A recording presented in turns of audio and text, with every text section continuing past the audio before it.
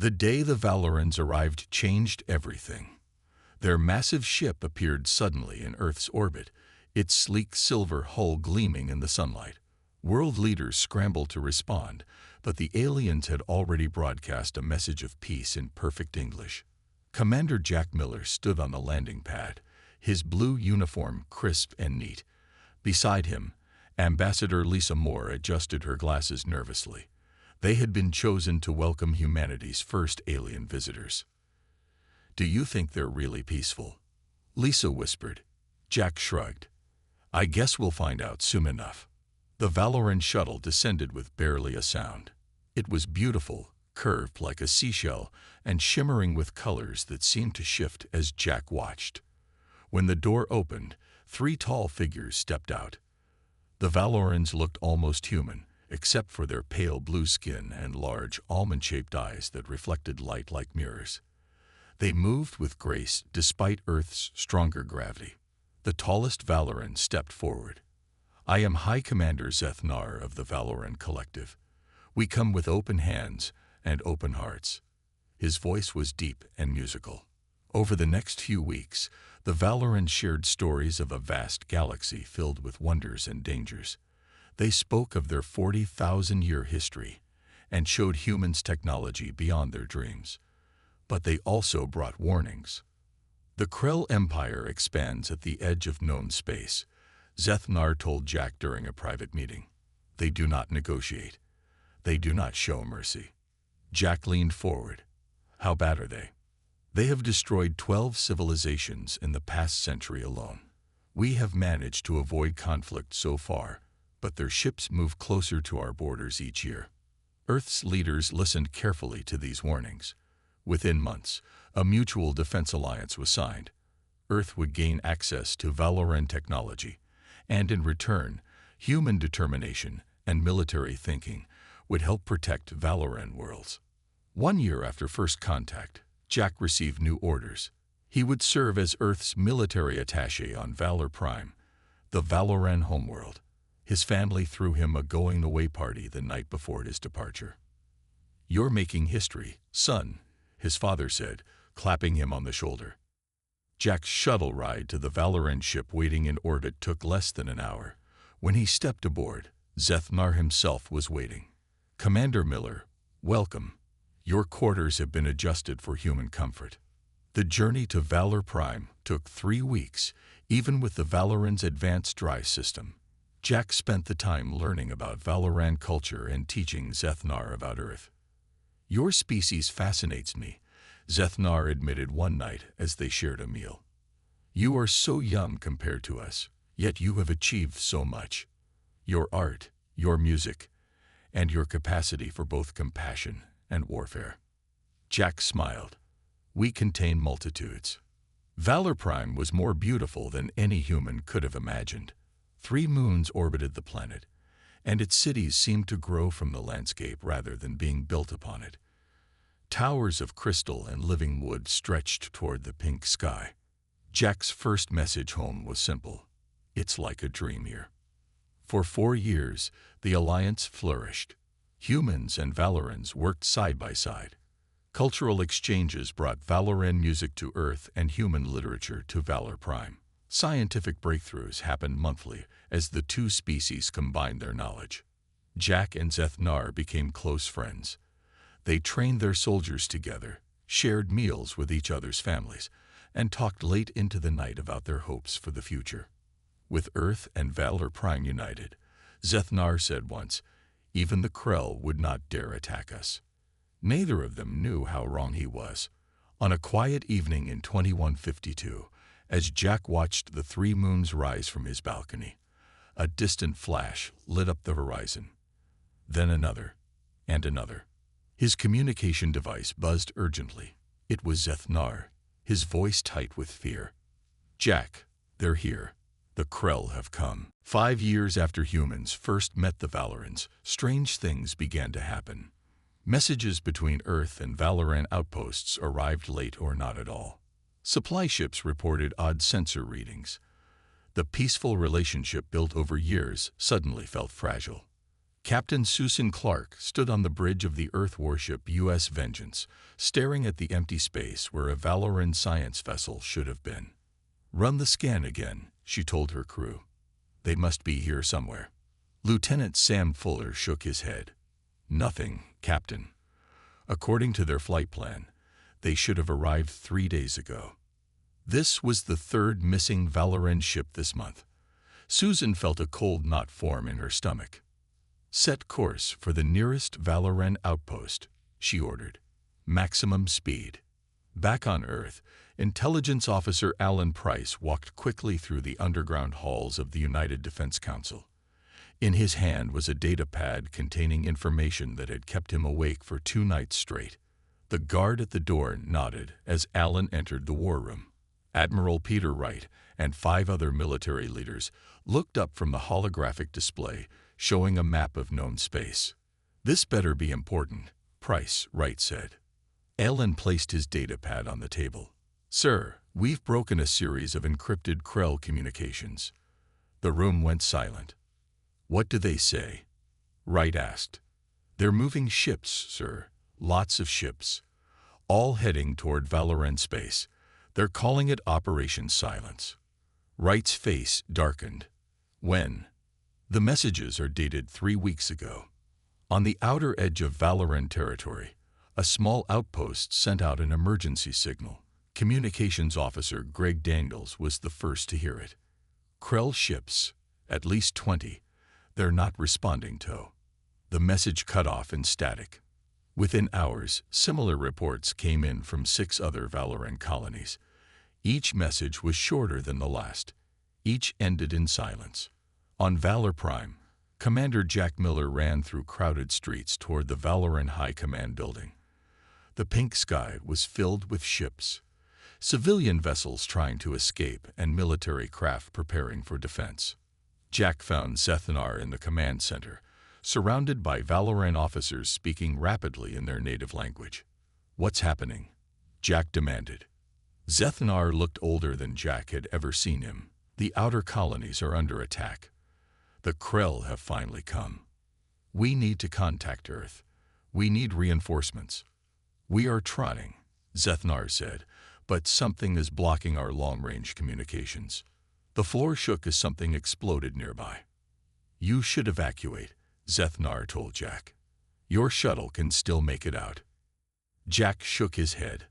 "I'm not leaving. My place is here." On the U.S. Vengeance, Captain Clark watched her sensor display with growing horror. The Valoran outpost she had been heading toward was now just a field of debris. Among the wreckage, her crew detected a few escape pods. "Bring them aboard," she ordered. The rescued Valorans were injured and terrified. One scientist, Kirvash, spoke English well enough to explain what happened. "They came without warning," he said, his voice weak. "New weapons. They disabled our defenses first, then began bombing." "Did anyone else escape?" Susan asked. Kirvash closed his mirror-like eyes. "I don't know. The Krell were thorough." Susan tried to contact Earth, but found all subspace channels jammed. She made a decision. "Set course for Earth, maximum speed. We need to warn them." Admiral Wright stood in Earth's largest observatory, as the technicians confirmed his worst fears. Long-range sensors showed massive energy signatures throughout Valoran space. The pattern matched only one thing: planetary bombardment. "Get me every ship we have," Wright ordered. "Every single one." Days passed with no word from Valor Prime. No word from Jack Miller or the Earth diplomatic mission. No word from any Valoran world. Only silence. The silence of extinction. The silence lasted for days, then weeks. Earth's leaders met in emergency sessions, while military ships patrolled the borders of human space. Every attempt to contact Valoran worlds failed. It was as if an entire civilization had vanished overnight. Captain Susan Clark's U.S. Vengeance was the first ship to return with news. She stood before the United Defense Council, her uniform wrinkled from days without rest. The room was packed with military officers and government officials, all waiting to hear what she had found. The Valorant outpost at Proxima Station is gone, she said, her voice steady despite her exhaustion. Not damaged. Not occupied. Gone. The entire station and the moon it was built on have been reduced to asteroid-sized debris. Admiral Wright leaned forward. And the survivors you rescued? Most were too injured to survive the journey back. Kirvash, the Valorant scientist, died this morning. Before he passed, he told us the Krell used some kind of new weapon, something that shuts down all defensive systems before the attack begins. The room erupted in worried conversation until Admiral Wright raised his hand for silence. What about Valor Prime? Any contact with Commander Miller or the diplomatic mission? Susan shook her head. Nothing, sir. All communication channels are dead. In a small, secured room beneath the Defense Council building, Intelligence Officer Alan Price worked without sleep. His eyes were red as he studied the information from Captain Clark's ship. The few sensor readings they had gathered told a terrifying story. When Admiral Wright entered the room, Alan didn't even look up. "What have you found?" Wright asked. Alan pointed to his screen. Energy readings consistent with massive planetary bombardment. But there's something else. He pulled up another image. This is a scan of the debris field. See these particles? They're consistent with atmosphere that's been stripped away. The Krell aren't just attacking the Valorants, sir. They're making their planets uninhabitable. Wright's face hardened. They're not leaving anyone to rebuild. It's genocide, Alan said simply. 3 weeks after losing contact with Valor Prime, Lieutenant Ben Harris prepared for the most dangerous mission of his life. His small stealth ship had been equipped with the best cloaking technology Earth possessed. His 4-person crew were all volunteers. They knew they might not come back. "We need eyes on Valor Prime," Admiral Wright told him during the final briefing. "We need to know what happened, and if there are any survivors, we need to find them." Ben nodded. "We'll get it done, sir." The journey took 5 days. As they approached what had once been the jewel of Valorant space, Ben felt his heart sink. The beautiful blue-green planet he had once visited was now a sickly brown color. Massive black scars marred its surface where cities had once stood. "Atmosphere is gone in the northern hemisphere," reported Sam Dixon, his science officer. "Radiation levels are off the charts. No signs of active technology. No power signatures. Take us closer," Ben ordered. "Southern hemisphere." They flew low over what had been vast forests and gleaming cities. Now there was only ruin. Lakes had been boiled away. The grand crystal towers had melted into puddles of glass. Nothing moved on the surface. "Any sign of the Earth Embassy?" Ben asked. Sam shook her head. "It's just gone." Ben forced himself to keep his voice steady. "Begin scanning for any bunkers or underground structures. The Valorans had deep shelters. Maybe some survived down there." For hours, they searched. Hope faded with each scan. Then, just as Ben was about to order them to a different sector, Sam straightened in her seat. "I'm detecting something. Faint power signature, deep underground. It's Valorant technology." Ben felt a spark of hope. "Can we land nearby?" "It's risky, but yes. Do it. It's time to find out if anyone survived this hell." As the ship descended toward the ruined surface of Valor Prime, Ben looked out at the destruction. Earth had been too late to save their allies, but perhaps they weren't too late for something else. Retribution. Lieutenant Ben Harris led his team across the dead surface of Valor Prime. They wore heavy protection suits against the radiation and toxic air. What remained of the atmosphere was thin and poisonous. Nothing could live here now. "The signal is coming from beneath that ridge," Sam Dixon said, pointing to a hill in the distance. They walked carefully through the ruins of what had once been a beautiful park.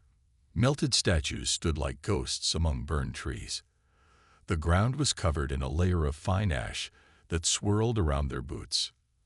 After an hour of searching, they found it. A small door built into the rock, partially hidden by debris. It took all 4 of them to push aside the fallen stones. "There's still power, Ben said, examining the control panel. "But I don't know the access code." Sam stepped forward with a device in her hand. "Let me try something." She connected her tool to the panel and ran a sequence of codes. After several minutes, the door slid open with a groan. Stale air rushed out. The team switched on their lights and stepped into the darkness.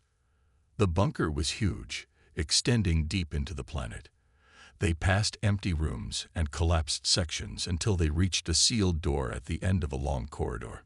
"Life signs on the other side," Sam whispered, very faint. Ben took a deep breath and knocked on the door. For a long moment, nothing happened. Then a voice came through the intercom, speaking in the musical language of the Valorans. "We don't understand," Ben called out. "We're from Earth." The door opened slowly. Inside, a single Valoran stood, his blue skin pale and his eyes dim. Behind him, 3 others lay on makeshift beds, barely moving. "Humans," the Valoran said in English. "You came back." His name was Linsar, one of the few survivors from the Valoran Science Council. He led them to a small control room where banks of computers hummed softly. "We were in the deep archives when the attack began," Linsar explained. "This bunker was designed to preserve our knowledge, not people. We have been trapped here for weeks." "What happened?" Ben asked. Linsar's hands moved over a control panel. A large screen lit up, showing images that made the humans gasp. The Krell attack had been swift and total. First, strange devices had appeared in orbit, shutting down all Valoran technology. Then massive ships had arrived, unleashing weapons that cracked the planet's crust and boiled away the oceans. 9 billion Valorans, Linsar said quietly, a civilization 40,000 years old, gone in less than a day. Sam wiped tears from her eyes. Did anyone else survive? Perhaps. Some colony ships may have escaped, and we detected a transmission from our outer territories, suggesting at least one outpost might have avoided detection. Linsar touched another control. "But there is something else you must see." The screen changed to show a massive Krell ship. Inside one of its chambers was a group of prisoners, and among them was a human. "Commander Miller," Ben breathed. "He's alive." Linsar nodded. "The Krell took many prisoners before the final bombardment. They are being held on the command ship of Admiral Vexkar." "Why keep prisoners when they destroyed everyone else?" asked Sam. "Information," Linsar said simply. "The Krell want to know about our technology, our defenses, and Earth's." Ben's hand tightened on his weapon. "We need to get this data back to Earth immediately." As they prepared to leave, Linsar gave them a small crystal device. "This contains our complete archives, our history, our science, everything that made us who we were. Please, do not let the Valorans be forgotten." Ben took the crystal carefully. "We'll do more than remember you. We'll make the Krell pay for what they've done." On the journey back to Earth, Ben's team made another discovery. Their long-range sensors detected a Valoran colony ship fleeing through uncharted space. Behind it, 3 Krell destroyers were in pursuit. The hunt wasn't over. The Krell wouldn't stop until every last Valoran was dead, unless Earth stopped them first. Admiral Peter Wright stood before the United Defense Council as the images from Valor Prime played on the large screen. No one spoke. The horror of what they were seeing left them speechless. A once beautiful world reduced to ash and rock. A peaceful species nearly wiped out. When the recording ended, the lights came back on. Admiral Wright looked at each council member's face. "Lieutenant Harris and his team brought back more than just images," Wright said.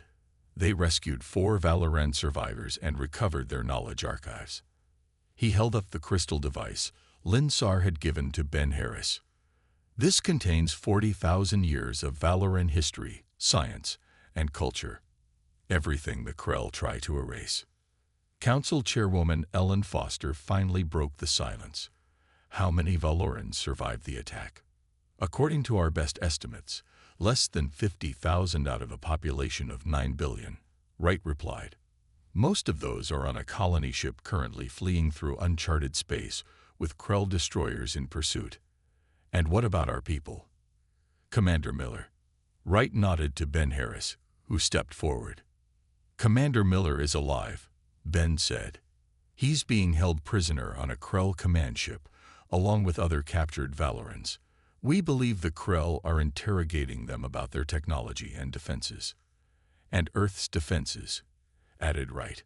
We have to assume the Krell will come for us next. The room erupted in worried voices until Chairwoman Foster raised her hand. What do you propose, Admiral? Wright's face was grim. I propose we formally declare war on the Krell Empire. I propose we rescue the surviving Valorans. And I propose we make the Krell pay for what they've done. The Council voted unanimously. For the first time in 50 years, Earth was at war. In the days that followed, Earth's military machine roared to life. Ships were called back from distant posts. Weapons that had been in development were rushed to completion. Soldiers who had never expected to see real combat prepared for battle. Engineer Kate Simmons worked day and night in her lab at the Earth Defense Center. The Valoran crystal contained scientific knowledge far beyond human understanding, but Kate was determined to unlock its secrets. We need better shields, she told her team. The Krell's first strike disabled all Valoran defenses. We can't let that happen to our ships. On the other side of the complex, Captain Susan Clark received her new orders. Her ship, the U.S. Vengeance, would lead a task force to intercept the Krell destroyers pursuing the Valoran colony ship. This is a rescue mission, Admiral Wright told her. Get those survivors to safety at all costs. Susan saluted. Yes, sir. When do we leave? As soon as Engineer Simmons finishes upgrading your shields. In orbit above Earth, the largest fleet in human history gathered. War vessels from every nation joined together under a single banner. Some were massive battleships armed with the latest weapons. Others were small, fast attack craft. All had one purpose: retribution. In her lab, Kate made a breakthrough. The Valoran crystal contained plans for a weapon the Valorans had designed but never built. Their peaceful nature had kept them from developing it. Humans had no such hesitation. It works by reversing the Krell's own shield technology against them, she explained to Admiral Wright. One hit should disable their defenses completely. Wright studied the plans. How quickly can we build it? The prototype is already installed on the U.S. Vengeance. If it works, we can equip the entire fleet. In the ship docks, the last preparations were made. Crews said goodbye to their families. Weapons were loaded. Engines were tested. Lieutenant Ben Harris was assigned to Captain Clark's ship. His knowledge of Valoran space would be essential for the rescue mission. As he walked up the ramp to board the U.S. Vengeance, Ben looked back at Earth. He wondered if he would ever see it again. The time for talk was over. The time for retribution had begun. The U.S. Vengeance moved silently through the darkness of space. Behind it flew 5 other Earth warships, their engines glowing softly against the black. Captain Susan Clark stood on the bridge, watching the stars streak by as they traveled faster than light. Time to intercept, she asked. 3 hours, Captain, replied the navigator. Susan turned to Lieutenant Ben Harris. Are you sure about this route? Ben nodded. The Valoran colony ship is heading for the Deneb system. The Krell will catch them before they reach it unless we intercept. For 6 days, they had been chasing the signals. The Valoran ship was damaged and slow. The 3 Krell destroyers behind it were closing in. It was going to be very close. In the engine room, Engineer Kate Simmons checked her new weapon one last time. The device was smaller than she expected. Just a silver box with blue lights. But inside was technology that might change the course of the war. Will it work? Asked an officer standing nearby. Kate shrugged. In theory, yes. But we've never tested it against actual Krell shields. If it doesn't work, then we fight the old-fashioned way. The alarm sounded throughout the ship. Susan's voice came over the speakers. Battle stations. We've detected the Krell destroyers. Prepare for combat. The ships dropped out of light speed into a scene of desperation. Ahead, a large Valoran vessel limped through space, its rear section damaged and venting air. Behind it, 3 black Krell ships with sharp, pointed designs closed in for the kill. They haven't spotted us yet, Susan said. Weapons ready. Ready, Captain, came the reply. Kate, is your device online? Kate's voice was tense over the comm. Yes, Captain. Ready when you are. Susan took a deep breath. All ships, attack formation. Target the lead Krell destroyer. Fire when ready. Earth's warships surged forward, weapons charging. The Krell ships finally detected them and began to turn. They're raising shields, reported the sensor officer. Now, Kate, Susan ordered. Kate activated her device. A pulse of blue energy shot from the U.S. Vengeance, striking the lead Krell destroyer. For a moment, nothing happened. Then the Krell ship's shields flickered and died. It worked, Kate shouted over the comm. All ships, open fire, Susan commanded. The space between the ships lit up with weapons fire. Earth's vessels struck hard and fast. Without shields, the lead Krell destroyer took heavy damage, explosions rippling along its hull. The other 2 Krell ships moved to attack, firing back with powerful beams that struck the Earth vessels. But the upgraded Valoran shields held. Target the second ship, Susan ordered. Fire the pulse. Another blue flash, another set of failed Krell shields. The Earth fleet's weapons tore into the unprotected hull. On the bridge of the 3rd Krell destroyer, Admiral Vexkar watched in shock as his fellow ships were crippled by the human vessels. These were not the primitive craft he had expected. These ships fought with Valoran technology. Retreat, he ordered. Back to Krell space. But it was too late. The blue pulse hit his ship, and his shields collapsed. Susan watched as the Earth fleet surrounded the last Krell destroyer. Cease fire, she ordered. Lieutenant Harris, prepare a boarding party. I want prisoners and information. Ben led 20 soldiers onto the Krell ship. The aliens fought hard, their gray, armored bodies surprisingly strong. But they were not prepared for the fury of humans fighting for justice. In the ship's data center, Ben found what they needed: the location of the Krell command ship where Commander Miller was being held. Meanwhile, Susan's crew reached the damaged Valoran colony ship. Inside were 48,000 survivors, the last large group of Valorans in the galaxy. Many were injured. All were traumatized. An elderly Valoran approached Susan as she boarded their ship. You came for us, he said in perfect English. We had lost hope. Susan nodded. Earth doesn't abandon its friends. The Valoran looked past her at the captured Krell vessel. Will you kill them all? Susan thought about the billions of dead Valorans, about their destroyed homeworld, about justice. No, she finally said. We're better than that. But we will make them pay. As the Earth ships escorted the Valoran vessel to safety, Admiral Wright received Susan's report. The first battle had been won. The rescue was successful. Now it was time for the next phase. Liberation. Admiral Wright stood on the bridge of his flagship, the U.S. Judgment. Around him, officers worked at their stations, preparing for the biggest military operation in human history.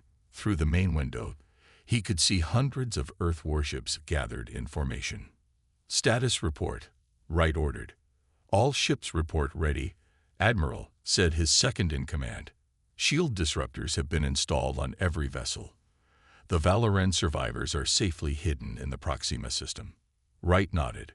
For weeks, they had planned this attack. The information from the captured Krell ship had given them everything they needed: maps of Krell space, locations of their bases, and most importantly, the position of Admiral Vexkar's command ship, where Commander Miller and other prisoners were being held. Send the signal, Wright said. Operation Liberation begins now. Across the fleet, engines flared to life. One by one, the ships jumped to faster than light speed. heading straight for the heart of Krell territory. On the prison deck of the Krell command ship, Commander Jack Miller sat in his small cell. His once neat uniform was torn and dirty. His face was thin from too little food, but his eyes still burned with determination. Next to his cell, Zethnar, the Valoran High Commander, looked much worse. The proud alien was now bent and weak. "They will come for us," Jack told his friend. "Earth won't abandon us." Zethnar's mirror-like eyes reflected the dim light. "Even if they come, the Krell defenses are too strong. No ship can penetrate this deep into their territory." Jack smiled. "You don't know humans very well, do you? Telling us something is impossible just makes us try harder." A sudden alarm blared through the ship. The guards looked up in confusion. The sound of distant explosions reached the prison deck. "What did I tell you?" Jack said, standing up. "They're here." The Earth fleet dropped out of light speed directly in front of the Krell defense grid. Hundreds of Krell ships moved to intercept them, weapons charging. "They weren't expecting us," Wright said with satisfaction. Fire disruptors. Blue pulses shot out from the Earth ships, hitting the Krell defense platforms and ships. Shields failed across the Krell line. Earth's weapons found their targets. Lieutenant Ben Harris led the rescue team on board a small, fast ship designed to slip past the main battle. While the fleet engaged the Krell forces, his team would infiltrate the command ship and free the prisoners. 5 minutes to target, the pilot announced. Ben checked his weapon. Around him, 20 soldiers did the same. They were the best Earth had to offer, handpicked for this mission. "Remember," Ben told them, "our primary objective is to rescue Commander Miller and the other prisoners. Secondary objective is to capture Admiral Vexkar if possible."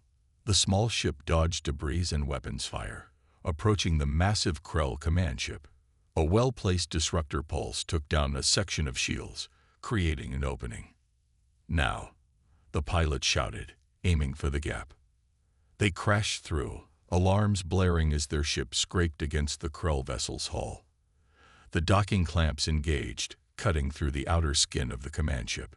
"Go, go, go," Ben shouted as the door opened. The team rushed into the Krell ship, weapons ready. They met resistance immediately. Krell soldiers in heavy armor fired at them from all directions. The narrow corridors became battlegrounds. "This way," Ben called, following the ship schematics they had studied. "The prison block is 3 levels down." They fought their way through the ship, taking losses but pushing forward. Earth soldiers fell, but the team kept moving. Nothing would stop them from reaching their people. Finally, they'd reached the prison level. Ben blasted the control panel, and the doors slid open. Inside, hundreds of cells lined the walls. In each one, a prisoner, human or Valoran. At the far end, Ben saw him. Commander Jack Miller, already standing at his cell door as if he had been expecting them. "Took you long enough," Jack called out with a grin. Ben rushed to the control station, searching for the release switch. "Better late than never, sir." As the cell doors opened, prisoners stumbled out, weak but hopeful. Jack helped Zethnar to his feet. "I told you they would come," Jack said. Zethnar looked at the Earth soldiers with newfound respect. "So you did, my friend. So you did." The escape from the Krell command ship was chaotic. Alarms blared as Ben Harris led the freed prisoners through the corridors. Commander Jack Miller, despite his weakened state, helped carry injured Valorans. "We need to move faster," Ben urged. "Our extraction point is 2 levels up." Jack nodded. "What about Admiral Vexkar?" "If we find him, we take him. But the prisoners come first." As they rounded a corner, they came face to face with a group of Krell soldiers. Both sides raised their weapons, but before either could fire, a voice called out from behind the Krell. "Hold your fire." The Krell parted to reveal a tall figure in ornate armor. Unlike the gray-skinned soldiers, this Krell had red markings on his face and chest. "Admiral Vexkar," Jack said quietly. The Krell admiral studied the humans with cold eyes. "Commander Miller, I'm impressed your people made it this far. It's over, Vexcar, Jack said. Earth's fleet is destroying your forces as we speak. Vexcar made a sound that might have been a laugh. You think this is our only fleet? You think you can defeat an empire that spans 50 star systems? He stepped closer. The Valorans were weak. Their peaceful ways contaminated other species. We did the galaxy a favor by wiping them out. Zethnar pushed forward, his voice shaking with rage. You murdered billions of innocent people. And we will do the same to Earth, Vexcar replied calmly. After we extract all useful technology from your world. Ben raised his weapon. You'll never get the chance. The standoff was interrupted by a massive explosion that rocked the ship. Emergency lights flashed as artificial gravity wavered. Direct hit on the ship's power core. One of Ben's soldiers reported. This whole place is going to blow. Go, Jack shouted. Get to the extraction point. Ben led the prisoners away while Jack and 2 soldiers kept their weapons trained on Vexcar. You're coming with us, Jack told the Admiral. You'll answer for your crimes. Vexcar's hand moved to a device on his belt. I think not. Before Jack could react, Vexcar activated the device. A shield sprang up between them. Behind it, a door began to close. This ship is lost, Vexcar said. But the war is just beginning. We will meet again, Commander Miller. The door sealed shut as another explosion rocked the ship. Jack cursed. We need to go. Now. They ran through the burning corridors, catching up to Ben and the others at the extraction point. The rescue ship was waiting, its engines ready. Everyone aboard, Ben shouted. As the last prisoner climbed in, the command ship began to break apart. Their small vessel launched just as a massive explosion tore through the Krell flagship. In space, the battle was turning decisively in Earth's favor. Admiral Wright watched from the U.S. judgment as Krell ships either surrendered or fled. Sir, a communications officer called. We're receiving a transmission from Lieutenant Harris. They've rescued Commander Miller and the prisoners. Admiral Vexcar escaped. Wright nodded. Order all ships to break off pursuit of retreating vessels. Our people come first. Hours later, the Earth fleet regrouped. The rescued prisoners received medical care. Commander Miller, still wearing his tattered uniform, stood beside Admiral Wright on the bridge of the flagship. What happened down there? Wright asked. Miller described their encounter with Vexcar. He's planning something bigger, sir. This isn't over. No, Wright agreed. But today we won. We showed the Krell that attacking our allies has consequences. 6 months later, on a new planet designated New Valor, Jack Miller watched as Valoran children played in fields of purple grass. The survivors had begun rebuilding their civilization here, under Earth's protection. Zethnar joined him, looking healthier and stronger. My people owe Earth a debt we can never repay. Jack shook his head. That's not how friendship works. In orbit above them, Earth ships patrolled constantly. The Krell had gone quiet, but everyone knew they would return someday. Do you think we've seen the last of Vexcar? Zethnar asked. Jack looked up at the sky where stars were just becoming visible as the sun set. No, he said, but next time, we'll be ready. In the distance, a new city rose, its buildings combining Valoran and Earth designs. A monument stood at its center, a memorial to the billions lost, and a promise that they would never be forgotten. Earth had brought retribution to those who had wiped out the Valorans. Now, they would ensure the survivors had a future.